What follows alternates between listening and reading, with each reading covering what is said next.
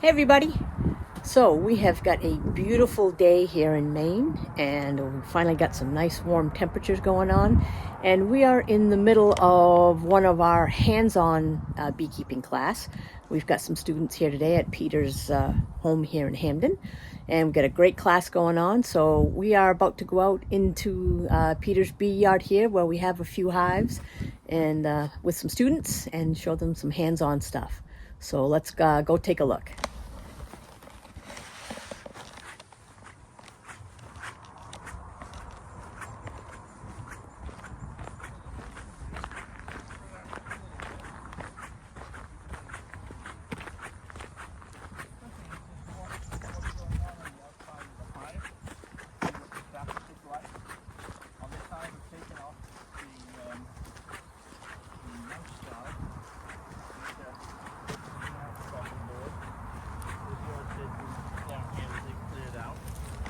Still got the entrance reduced somewhat.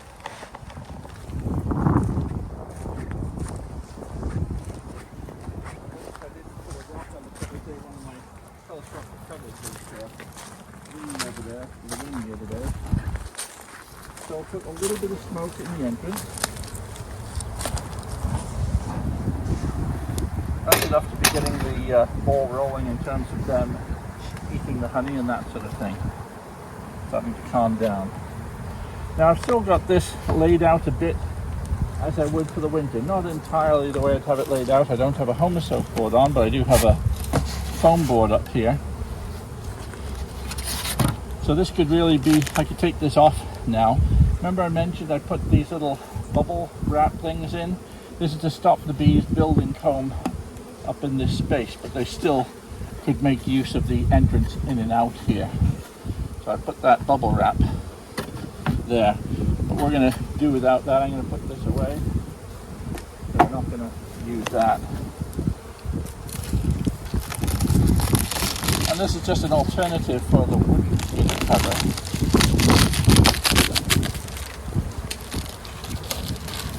So,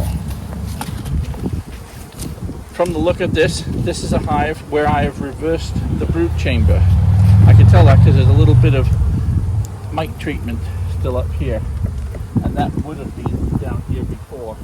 So this was the top super, and this was the bottom super, and this was empty when I swapped it round probably about 10 days ago. So the cluster of bees that was here is also moving into here and occupying some of this middle space. So let's have a look. You can see how gentle they are. They're not jumping up at my hand or anything like that. And I'll give them a little bit more smoke.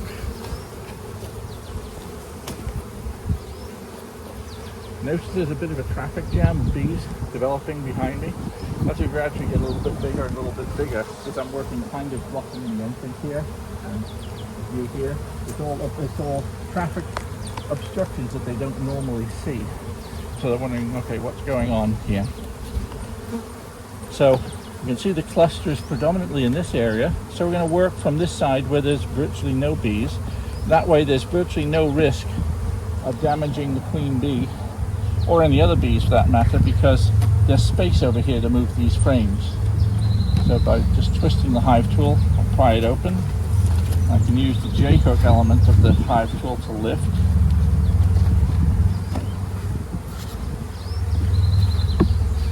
This frame is near empty. Remember, this was the bottom brood chamber, so there was very little food down here. There's a little bit of honey still here. You can see the honey there. But this frame is still pretty much empty. They've got space to move into it.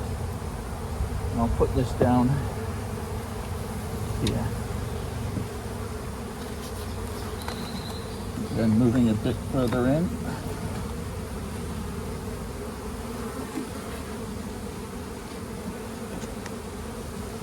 Again, a bit of honey here. See how dark it's going to attract pollen all over it, but also the wax has been pressed so that it literally touches the honey underneath. But when they first build it, it often doesn't even touch the honey itself, so it's bright white. There's a little bit of food here. Again, they haven't expanded the brood chamber out to the edges here yet, So now I've got lots of room to work with those two frames just to one side.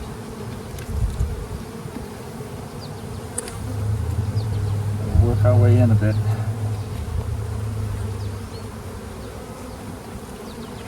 More bees on this frame.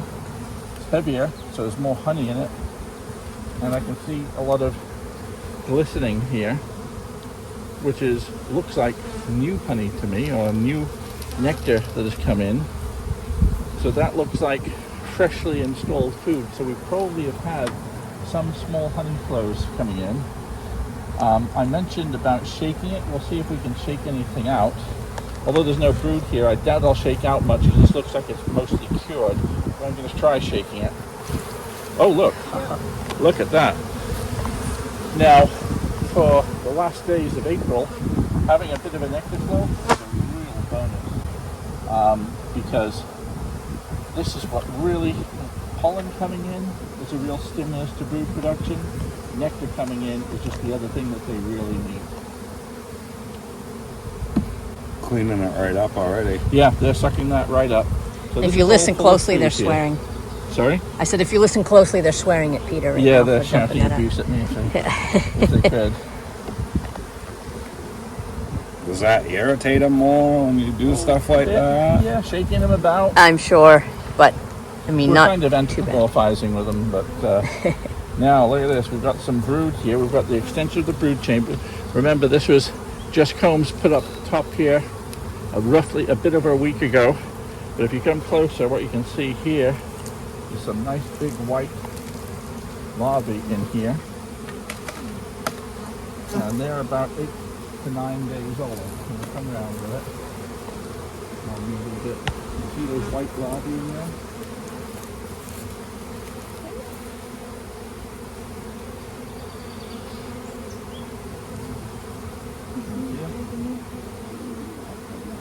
And they're nice and shiny. They look wet. That's because they're wet with royal jelly. That's what we want to see. And in another 2 days, maybe tomorrow, those cells will all be capped. And if we're looking even closer, around them are much smaller larvae. Some right down to about 4 or 5 day old larvae in the bottom corner. And the same on this side. See brood. The comb wasn't built all the way, but what has been built, they've got brood in, right in there.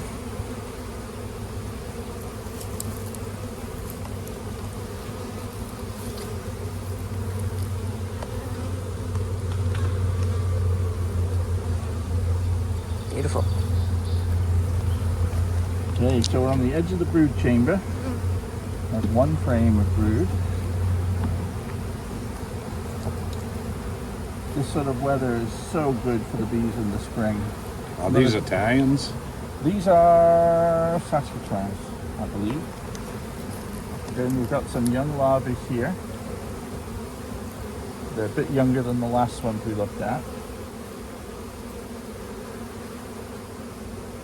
Exactly the same thing here as well. So, very similar to the other frame. You see the different colors of bees in here. We have some where the father is clearly probably more Italian, like that one. We've got some more dark ones, kind of three whitish stripes. So we've got quite a broad cross section of colors in there amongst the bees.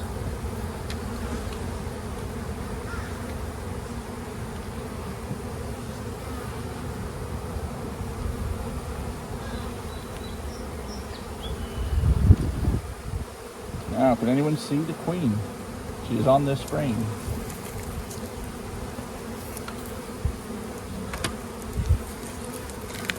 It's your first test. The queen walks around with more of a purpose to her. I see. I think I do. Yeah. Yeah. I'm going to point her out. She's right here. And every now and again she stops and has a look inside the cells. I'm going to try and keep this frame over the hive just in case she fell off. And there she goes over the bottom. And then back over towards you. And back. And she's wondering, why is it so bright in the hive right now? But sometimes you can just watch her and just she'll stick her bum right in there and lay another egg in the hive, in the cells. Is that as succeeded or succession? A queen cup. Yeah. It's the precursor to a queen cell, this here. And it's absolutely normal that they will build them. What it's worth looking at is, are they doing anything with it? It's brand new, but there's nothing in it. There's no egg, there's no larvae. So that's not a supersedure cell, it's just a precursor to one. But if they should make one there, I'll just let them get on with it. She's still right here now. So that wasn't a swarm cell or a queen cell yet. But it could end up being one. But they'll have those all over the hive all the time. Usually they'll put them along here. Sometimes they'll be anywhere on the frame. Still wandering around. See how purposefully she's walking around the hive, whereas most of the other bees are staying pretty much, they've got a job to do with it where they are right now. So now that we've found the queen, this is a perfect opportunity to do a mite check. Because we know that if we keep her to one side, we can get another frame with bees on and not have to worry about where the queen is. So, do I have a new box around here? Yep. Yep. We can grab one of those pieces.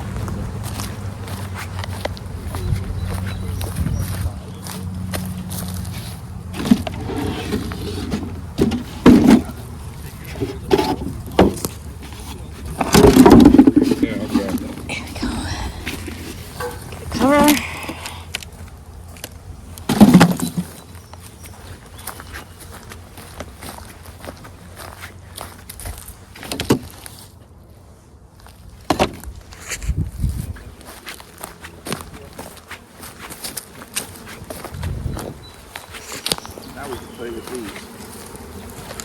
Okay, see, I want to put those on. So, we've got the surface here. We have this kit here. And as opposed to using alcohol, another good equivalent would be Dawn liquid. Dishwashing liquid. It's about a tablespoon per gallon of the Dawn liquid here. Because that will do exactly the same thing the alcohol will at about 1/10 of the cost. So that's not a bad idea, but there's a slight difference in the technique that you'd use to check the bees. Now, what we do when we're doing a mite test is we're going to get 1/2 cup of these. There's a 1/2 cup measure here. And it's very useful to have one of these tubs, because what we're going to do is tip the bees into here, scoop them up, put them in there and put the lid on pretty quick so they don't get out. But what we're going to do is we're going to put them in this tub first, and say for example you didn't find the queen and you want to be really careful so that you don't sample the queen.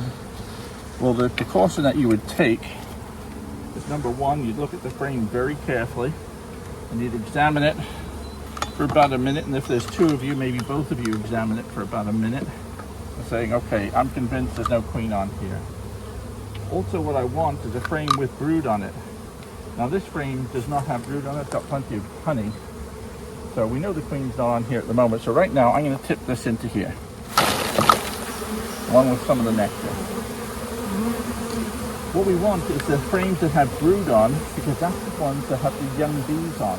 They're the ones looking after the brood. They're the most recent representation of what mite levels are in the brood. So ideally we want young bees in our sample. And we'll find those wherever we've got young brood, because they're busy looking after this brood. And notice how a lot of bees flew out. The ones that stay behind, they don't fly much, if at all, because they're young bees themselves. So in effect what we're doing is we're making sure that all we've got in here is young bees. So the older ones are flying up in the air at the moment. And if I stand to one side, they're going to start going into the entrance there. But now we've got a thing full of bees, and if we hadn't found the queen, what we'd do is look now, because some are going up the sides here, reducing. First of all, a lot of the bees flew out. That reduces it down to about half. Then about half the bees go up the sides of the container. The queen doesn't do that. She stays pretty much in the middle. So, and then we check it really carefully. We still see no queen. Chances of us sampling the queen now are almost zero.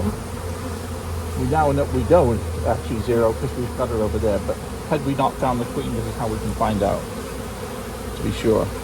There's a few bees here that don't know where they live. So now I'm going to also look at the interesting behavior here. See how they're sticking their butts in the air and they're opening a little gland on their tail end and they're releasing scent. They're saying, we're here, we're here. And so other bees will join them. But this is like a come here pheromone where the bees are releasing.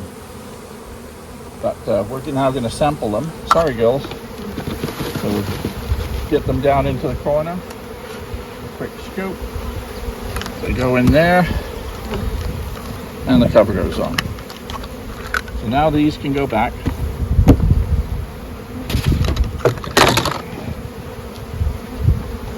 Just can put the lid on. And as opposed to shaking violently like that with alcohol, with the Dawn liquid, what I do is swirl it. Because otherwise you just get all sorts of foam in there, and the mites get caught in the foam and they'll sort of rise up there. Whereas if we do this, the mites will gradually just get washed off, and they get washed into the liquid down here. And what we're looking for is to see how many mites are still in this hive, having survived the winter and started reproducing in the brood again. And we'll do this for about a minute. And we might have 0, we might have 3 or 4, we might have more than that. If we've got more than that, I'm going to be doing an early spring mite treatment. And given that this yard in particular had mite issues last year, but I think that was because we've got a lot of neighboring bee yards around here. But let's see now. I see no mites.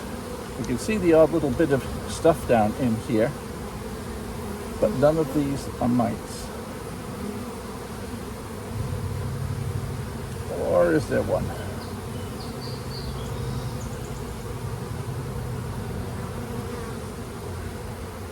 There's a possibility that this is a mite here. It's about the size of a pinhead. I'll allow you to pass these things down. But there's very few mites. So one in the sample of 6, of where the threshold is 6, one is pretty good. Now, if you have a hive that's dead, like mine is, would you sample it for mites or would they be You gone? can, and it gives you some indication, but not a very accurate one, because a lot of the mites drop off the bee when they're dead as well. Okay. So yeah, you can sample up the dead bees and sample them that way.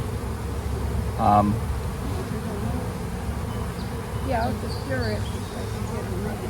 Yeah. So that's great. Very low mite levels at the moment, and roughly, if we've got that with us every time we go in the yard, and now and again we find the queen, the perfect opportunity to do your mite check. And if you can get a sample in, if you've got 2 hives, if you can try and sample at least one of the hives at least every month, that'll give you some indication. If you can sample a bit more frequently than that, like both of them every month, so much the better. When you start reaching 4 or 5 mites, be ready. I wouldn't even hesitate to treat early rather than waiting for the 6.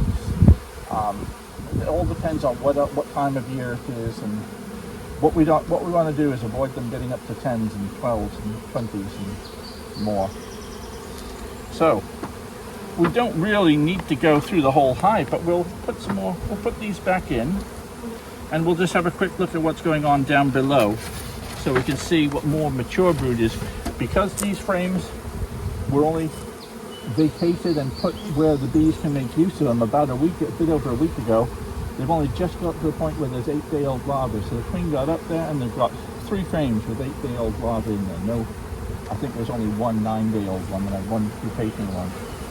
So they just got into this frame, but they're already occupying 3 or 4 of them, which infers that the ones below has got a lot more mature brood down here. So we're going to have a look at that. Now, just to make a bit of room, I'm going to put the telescopic cover over here this way up. I'll take this super, I'm going to put that on top of it. And this way, it's not squishing bees on the ground. There's air underneath, the bees can still move around okay. I'm going to take the queen and make sure she goes in. Just make sure she's not gone onto the lid. But she has not. She should still be on this frame. And I'd like to just confirm it, and there she is right here. After a while you get to spot the queen pretty quick. So we know she's still here, so I'll carefully put her in here. And this is a frame with brood, so we want that next to the frames of brood here. These were on the outside edges, just had food in them. So I'm going to move these back to where they were.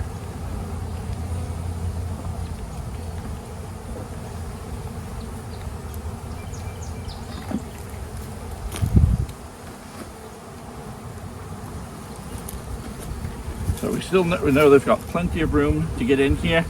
Within another week, there'll be 3 times as much brood in there.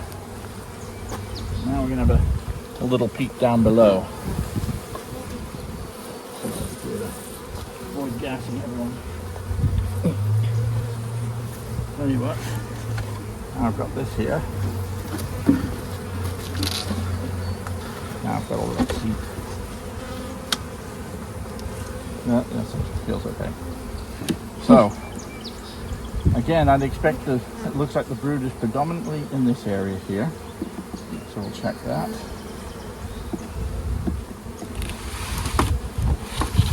No, it's just not going to sit straight.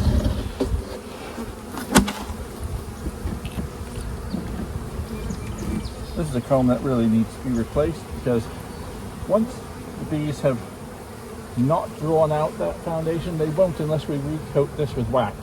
So if I took this to the barn, melted a bit of wax and took a little paint roller and coated this foundation, they'll build that comb out beautifully. If you have stuff like this, they'll never build on it until we've got more wax on there.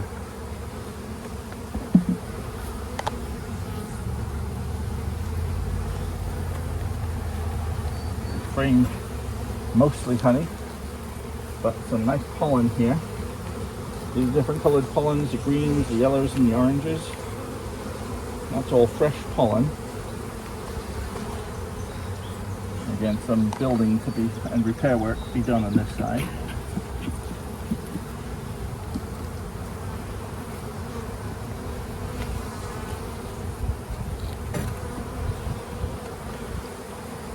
Honey here. I've got some young brood here. This whole area is full of very young brood.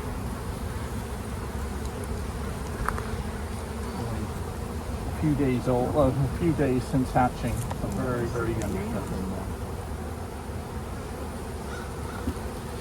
Now we're into the area where that cluster was mostly.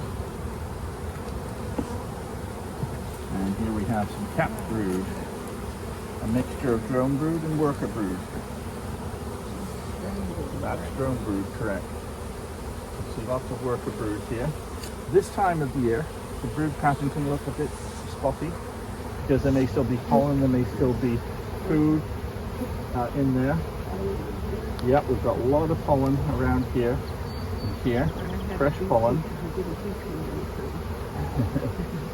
And the bees will be starting to emerge from this brood, which is older than the brood that we saw before. Yeah, we hopefully will see some probably in the next frame.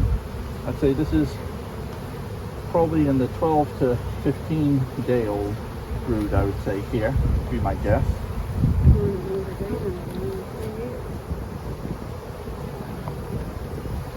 It's a good sign they want to raise a few drones. They're getting stronger, and of course they want drones flying for about 3 weeks before they could swarm. Okay.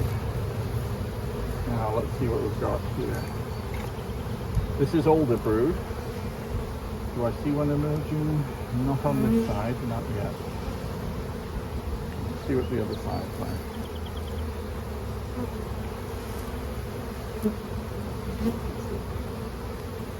No, a fair amount of young brood in there. seeing the emerging ones, but again, surrounded by pollen. Bit of worker brood, a drone brood. Oh, here's a drone brood emerging right now. A drone coming out of the cell right here. See how big his eyes are Yeah. compared to the workers.